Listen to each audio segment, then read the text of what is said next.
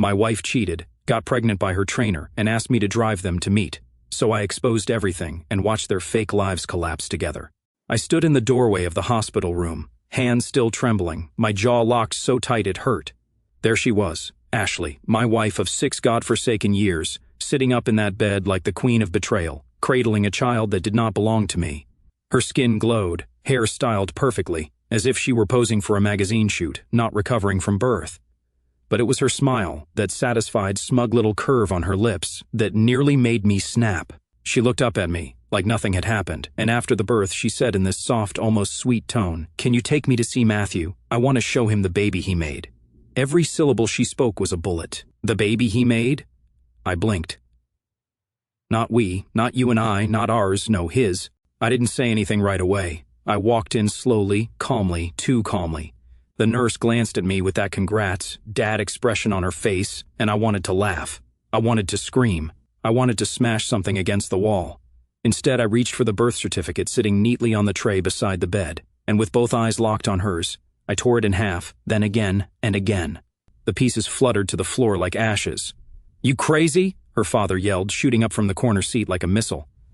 I ignored him, looked right at her and said, "Not my child, not my problem." Then I pulled the folder from the table drawer, the hospital deposit paperwork, and ripped it up too before tucking the check back into my coat pocket. The room froze. Ashley blinked twice, her smile cracked, then dropped. "What are you doing, Aaron?" she hissed. I stepped closer. Her father tried to grab my arm, but I yanked it away, leaned down until my mouth was inches from her ear, and whispered, "You slept with that alpha gym rat, and now you want me to raise his child?" Her face turned pale, then blotchy, then red with embarrassment, and right there, in front of her father, the nurse, and God, she burst into tears.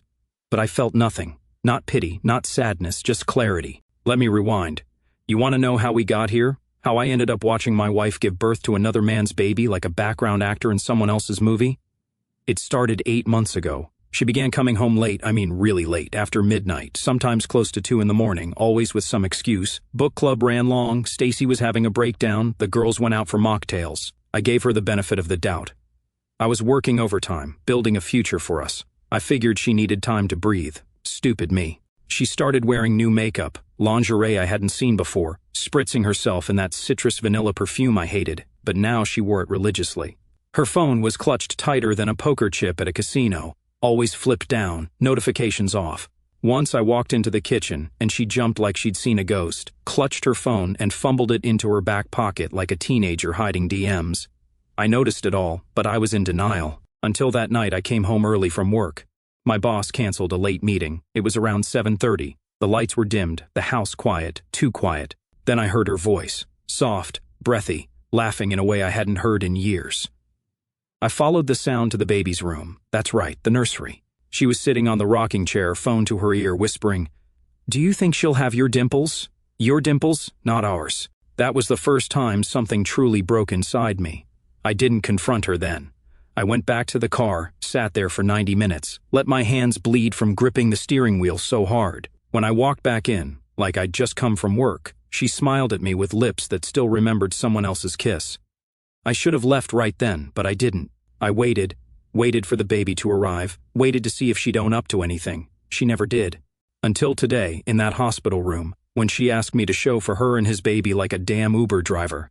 When I said no, her father charged at me like a rabid animal. "You son of a—" I shoved him back with one hand, never breaking eye contact with Ashley. "You wanted to live like a queen? You can, but not with my crown." The nurse screamed for security. Ashley was still crying, clutching the baby like a shield. I walked out of that hospital without once looking back. But that was just the beginning. What happened next? It's the part nobody saw coming because I wasn't done yet, not by a long shot. I didn't go home that night. I couldn't.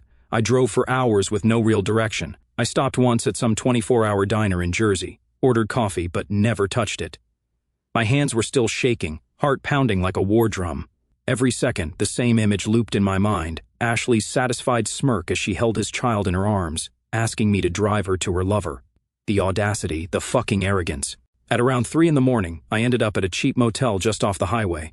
I stared at the cracked ceiling for hours, and when I finally drifted into a half-sleep, her voice echoed in my head. "Do you think she'll have your dimples?"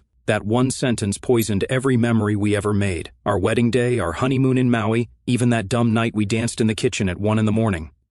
None of it meant anything now. It was all smoke, fake. By morning, the anger had hardened. I wasn't numb, I was sharp. I needed answers. I needed proof, not for court, not for sympathy, just for me. I went home around 9. The house was empty. Her hospital stay was at least 2 more days. I didn't hesitate. I went straight to her closet. That's when I found it, a locked drawer, bottom left. Ashley always kept her private things in there, old journals, cards from her high school friends. At least that's what she said. I ripped the damn thing open with a crowbar from the garage. Inside, I found a small notebook and a flash drive. The notebook was full of dates, hearts, and initials. M, red heart. 3rd time at the studio, so intense. Beach day with him. Aaron thinks I'm at mom's. I flipped through page after page of lies, not just recent ones. Years of betrayal. Emotional, physical, bold. She didn't just cheat, she lived in the cheating, like it was her second life. I plugged the flash drive into my laptop. Dozens of video files, a folder labeled Leg Day, Fire. Against my better judgment, I clicked. There she was, wearing those leggings I bought her last Christmas, bent over in front of some sweaty, grinning slab of muscle I recognized. Instantly, Matthew, the trainer, the man who taught her self-discipline every Tuesday and Thursday while I paid the damn gym bills. The video cut off before things got explicit, but it didn't matter. Her giggles, the way she touched his arm, the way she kissed him at the end, thinking no one was watching. I closed the laptop and sat in silence for a long time. Then I packed a bag, only essentials. I left the rest, left it all to her. The house, the memories, the fakeness. She could rot in it for all I cared. But I didn't leave town. Oh no, I stayed close because I wasn't done. You see, Ashley thought she played the game well, thought she could juggle me and Matthew, have her safety net in her playground. But I'd been quiet too long, kind too long, forgiving too damn long. I booked an appointment with a lawyer that afternoon, told him everything, showed him the notes, the footage, the torn-up birth certificate. "You're not raising that kid," he said bluntly, "and with this, you'll keep your assets, guaranteed." Good.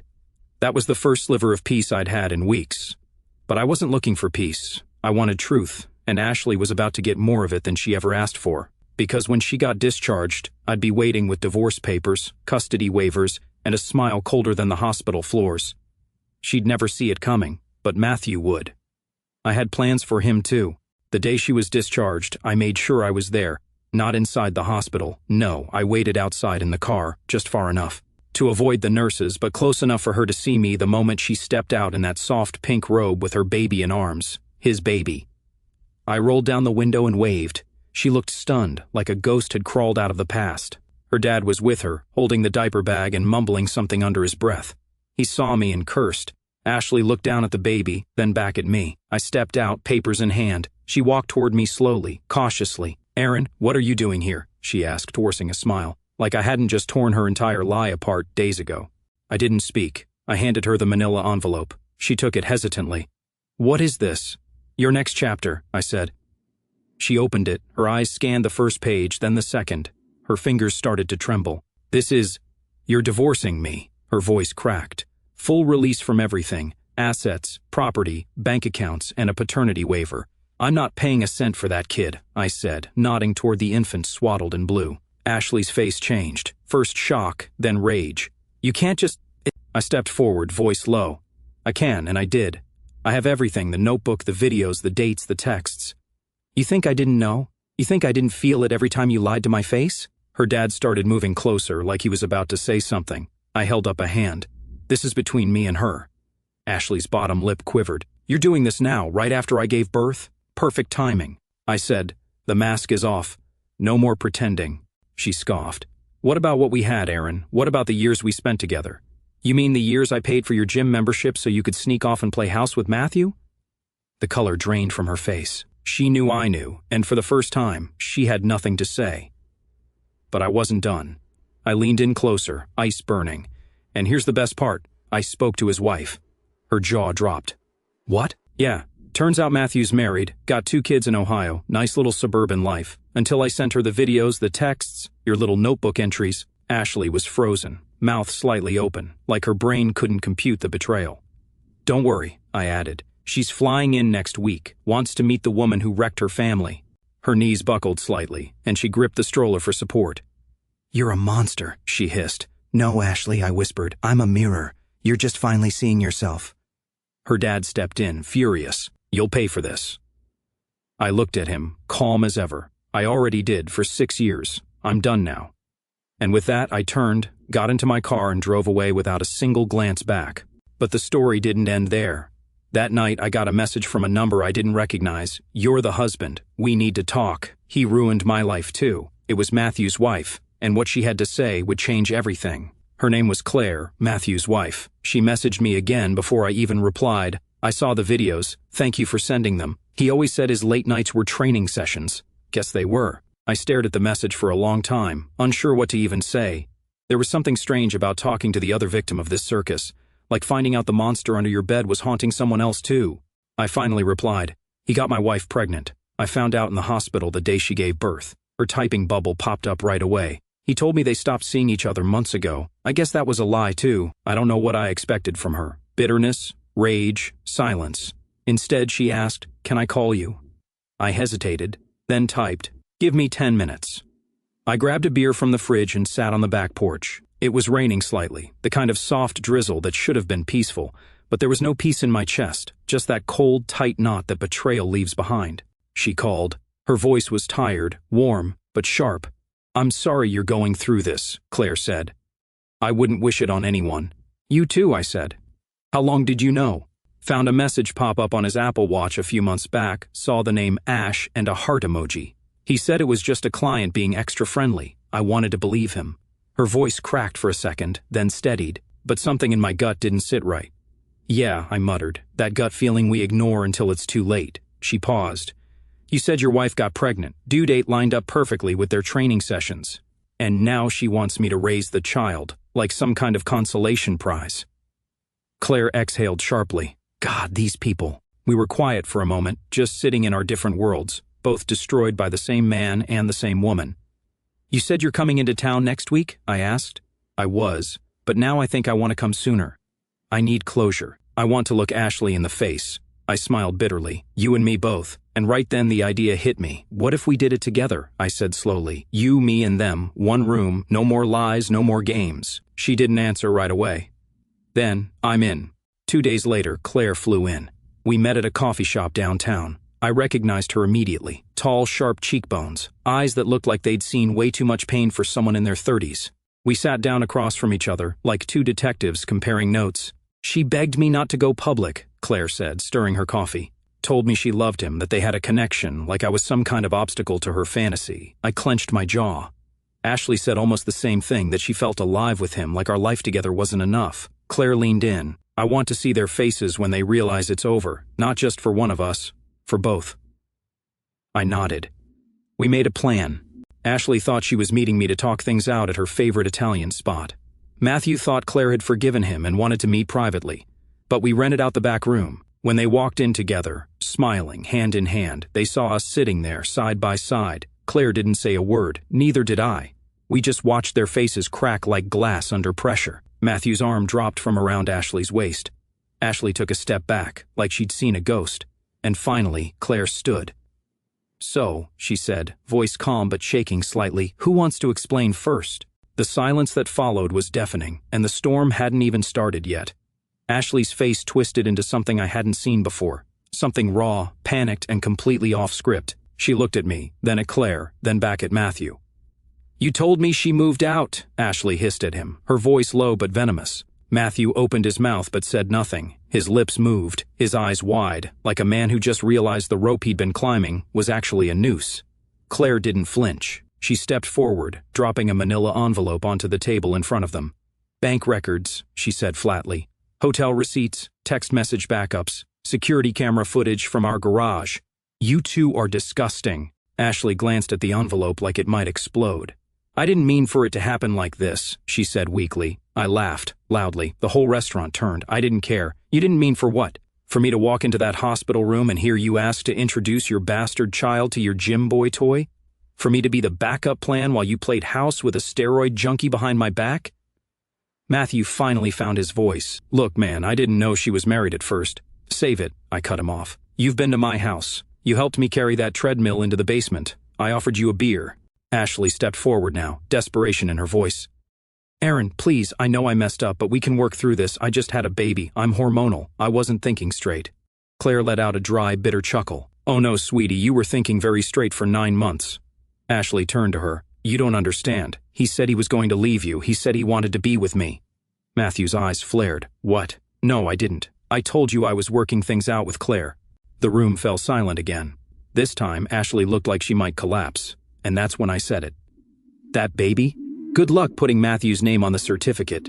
I had my attorney file a paternity waiver. You'll be getting exactly 0 support from me. Ashley blinked, like the words didn't compute. You can't do that. Claire smiled. He already did. You ruined everything, Ashley shouted, tears finally flowing. No, I said, standing up slowly. You did that. One lie at a time, one betrayal at a time. You turned our marriage into a dumpster fire and expected me to fan the flames. Claire stood too. And Matthew, we're done. I spoke to a lawyer back in Ohio. I'm taking the kids and the house. You'll be lucky to get weekends in a hotel. Matthew paled. I made a mistake, he said weakly. No, Claire said coldly. You made choices. The silence that followed was the sound of 2 people watching their fake world burn down in real time. Ashley sank into a chair, sobbing. Matthew just stood there, hands on his head, like he was trying to rewind reality. I looked at Claire, and for the first time since all this began, I saw a sliver of strength shining in both of us. We turned and walked out together, didn't look back, didn't need to. We had already seen enough. Outside, the rain had stopped. Claire exhaled slowly. You know what the worst part is? She said. I shook my head. They didn't even say sorry, and somehow that made it all feel even more real. But we weren't broken, not anymore. We were just getting started. I didn't go straight home after the confrontation. Claire and I sat in the car outside the restaurant for nearly half an hour. The air inside was still thick with the stench of betrayal, but neither of us spoke. There was nothing left to say, not yet. I thought I'd feel better, she finally muttered, staring blankly through the windshield. Yeah, I said, me too. We both laughed a little, though it didn't sound like laughter, more like exhausted breath trying to claw its way out of 2 shattered chests. I'm going to be honest with you, she said, looking over at me. I feel like I just lost a 10-year battle I didn't even know I was in. I feel like I was fighting on the wrong team the whole time, I replied. And that's the thing no one tells you about betrayal. It doesn't just hurt, it disorients you. You start questioning everything, every memory, every laugh, every quiet night spent thinking everything was fine. Ashley sent me 7 messages that night. The first said, we need to talk. The second, I'm sorry. The third was a photo of the baby. The rest, variations of guilt, manipulation, and desperation. I didn't reply to a single one. Instead, I poured myself a whiskey, sat on the couch, and started scrolling through photos on my phone. Pictures of us on vacation, smiling, laughing, all lies. I'd spent years building a life with someone who was busy building a backup. Then came the text from mutual friends. Dude, what happened? Ashley says you went crazy at the hospital. Heard you and some woman ambushed her and Matt at dinner. I ignored those too. People pick sides without knowing the truth. That's the thing about cheaters. They don't just cheat on you, they cheat for attention. They spin their story, play victim, cry on cue. I wasn't about to help her script. The next day I got served with a cease and desist letter from Matthew's lawyer. Cease and desist from distributing defamatory material. I laughed when I read it. He was trying to shut me up. I called my own lawyer. Can I respond with a smile? He said, and a counter threat.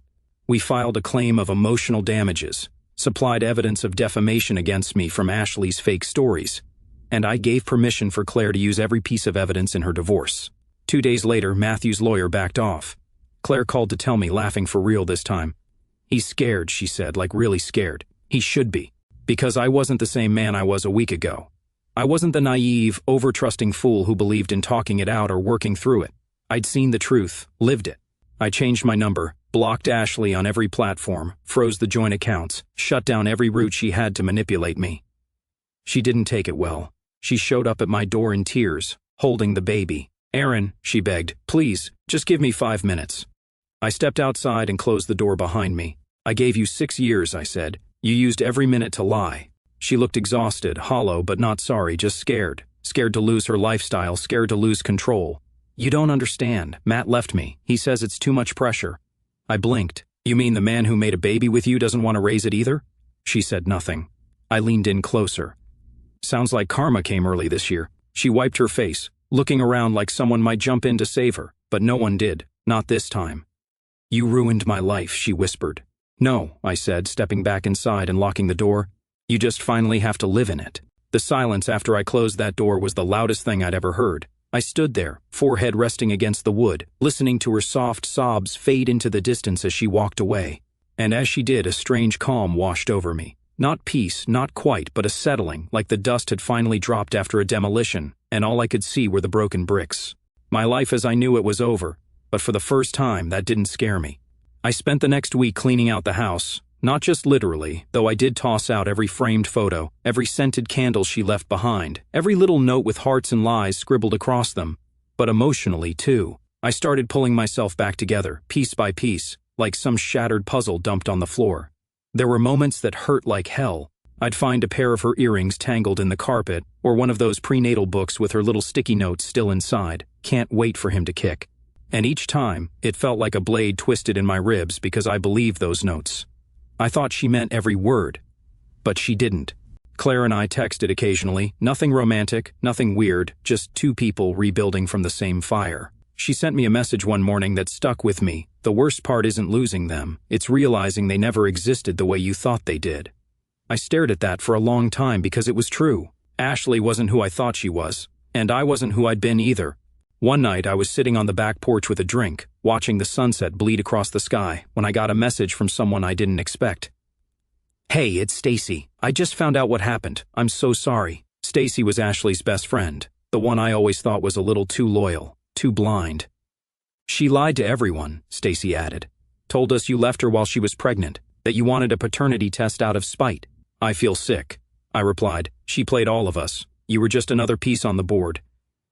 Stacy asked if I was okay, and you know what? I was not great, not healed, but okay. I wasn't checking her social media anymore. I wasn't replaying the betrayal in my head every hour. I could go through a whole day without thinking about Matthew's smug face or that moment in the hospital when my world tilted sideways. I was breathing again. Then came the letter. Not an email, not a text, an actual handwritten letter in a floral envelope. Ashley. She wrote 3 pages, front and back, detailing how sorry she was, how she'd lost herself during the pregnancy, how Matthew wasn't who she thought he was, how she wished she could go back and choose me. She ended it with, "Even if you can't forgive me, I want you to know you were the best part of my life." I folded the letter, placed it in a drawer, and didn't respond. Because forgiveness doesn't always come with a reply. Sometimes, it comes with silence. And I'd already said everything that needed to be said. 2 weeks later, I got a text from Claire. Just finalized the divorce, signed the papers in front of him. He cried. I didn't. I smiled. "Proud of you," I wrote. "Freedom looks good on us." Because it did. And for the first time in what felt like forever, I wasn't just surviving. I was beginning again. It was a quiet Sunday morning when I finally stepped back into the gym. The same one where Ashley had first met Matthew. The same. One where I unknowingly paid for their private little sessions while I busted my ass at work, trying to provide a life worth coming home to. I stood in the locker room for a minute, staring at my reflection. Something about it looked different now. Not the face, not exactly, but the eyes. They'd seen more, not the kind with bullets, but betrayal, the kind that bleeds you dry inside. And yet, I was still standing. I walked into the weight room like a man returning to a crime scene, not for vengeance, but reclamation. That place didn't own me. Their affair didn't get to keep my peace.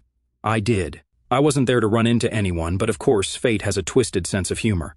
Matthew was there, alone. No clipboard, no cocky smile, just sweat-stained sleeves and a face that looked like it hadn't slept in days. He saw me immediately. I expected him to look away. He didn't. He walked up slowly, like a man approaching a funeral. "Aaron," he said, voice low. "Look, I know nothing I say means anything right now, but..." I cut him off. "Good. Then don't say anything." He froze, mouth open. "I don't want your apology. I don't want closure. I don't even want to hear your voice," I said, stepping in closer. "I just want you to understand that I see you now. No mask, no ego, just another coward who couldn't keep it in his pants." He didn't say a word, just stood there, swallowing his own shame. "I hope you treat your next life better," I added, "because you torched this one." Then I walked past him and started lifting. He didn't follow. Over the next few months I rebuilt, not dramatically, not in some cinematic new man way, but piece by piece. I joined a book club, started journaling, traveled to Vermont alone, and actually enjoyed the silence. I went to therapy, pushed through the rage, the self-doubt, the gut-wrenching flashbacks, and slowly the poison started to leave my system. I met people, new people, good people, not as a man looking to replace something, but as someone building something better from scratch. Claire and I kept in touch now and then. We sent each other updates, like old war buddies comparing battle scars. Started painting, she wrote once. It's messy. I like it. I told her about the trip to Vermont, how I stood at the edge of a cliff and screamed every last angry thought into the trees, how it felt like unloading a decade of pain in one breath. Sounds healing, she said. You deserve that. I did. But healing doesn't always look pretty. Some nights I still woke up angry, still dreamed about that hospital room, still imagined what could have been if she hadn't chosen lies over loyalty. But those thoughts no longer owned me. They visited. I didn't invite them to stay. 1 year after the divorce was finalized, I got a message from an unknown number. He's not coming to visit again. I don't know what to tell her when she asks where her daddy is. Ashley. I stared at it for a long time, read it over and over, then I deleted it. Because the truth is this, I wasn't her savior. I wasn't the backup plan. I wasn't the man who'd raise someone else's child just because she ran out of options. I was free. And I finally understood that walking away wasn't the hard part. Staying gone was. If I could give advice to anyone reading this, anyone who's gone through the fire, it's this. Listen to your gut. Watch the little lies, the late-night phone flips, the hollow kisses. They're not just red flags, they're alarms. Don't silence them. And when betrayal knocks you to the floor, don't just get up. Rise different, rise stronger, rise free. Because love is real, but so is deception, and the truth is the only thing worth holding on to. I let go of her, and I found myself. True story, my girlfriend was cheating on me on Discord. Hello there. I met my girlfriend in 2022 when I was 17 and she was 16. It really kicked off from the start. We understood each other so well and we were having so much fun. We got together on the 16th of September 2022. Since December 2023, we were living together. We had a bit of a hard time last year, but it was nothing tragic. We were still understanding each other well. At the end of last year, she started to lose feelings. At least it felt like it. It drove me crazy for months. I got depressed, and I was not really active after work, just tired and sad. She didn't help me because she said she didn't know how, even though I told her about 100 times. But I loved her so much, I couldn't just leave her. Fast forward to the 20th of January this year. We were at a friend's house for the weekend and just smoked and got drunk. The next day, I decided I would go home to chill alone a bit. My ex-girlfriend decided to stay a little longer. I had no problem with that. I went back home, got some food, booted up my girlfriend's PC, and started watching YouTube. Suddenly, I heard a Discord notification. I didn't think much of it, but I was curious who could have written to her. After a while, I decided to check. It was some random Discord guy she had been writing to since September 2023. They were talking about normal stuff. She called him cute twice, but I didn't find that extremely offensive. They weren't talking often, so I thought nothing of it. I wondered if she was writing to more guys like this, since she didn't even mention that she was writing to that guy. I went to her blocked friends, and boy, would I have found something. There were around 10 to 12 guys she was writing to. The last time she was writing to one was on the 24th of October last year. I checked the messages, and it turns out she was sending nudes to them. Around 6 got more than just one. She was writing to them when she was horny, lonely, drunk, or high. A chat with her and some guy was really interesting, though. It looked like they were flirting. She sent him explicit pictures and videos, and he did the same. They were complimenting each other. They were writing almost every day, but after a month of writing, she was not doing it so frequently, but still at least once a week. They were talking about their days, saying good morning and good night to each other, writing hearts and kisses. She was even writing to him when we were, for example, outside or at my place. She was writing to him for almost 2 months. She called him handsome, her good boy. I confronted her about this. She couldn't give me an explanation. She said there was none. She said she regretted it and would do and give everything to go back and stop it. She said it felt like an addiction and that she just couldn't stop it. She said she loved me so much and would change for me. She said she would show me how much better she could be for me. Even though I told her that we were probably never going to get back together, we broke up on the 22nd of January. Since yesterday, she's been at my place. I just can't live without her. I'm afraid of how it will look when she's gone. No more good morning messages, no more good night messages, no more cuddling with her or listening to her beautiful voice. That's why she's at my place, but I can't help but think of all these messages she wrote to them. I don't know what to do. She's been my world since the day I met her. I gave her literally everything, spending around 5,000 euros on her since the day we met. She knows she lost me, but she still hopes we will get back together, which I think unfortunately won't happen. I don't want to live without her. I feel like I need her in my life, but I know that because of what she did, I will never be able to look at her the same. I will always think about these things.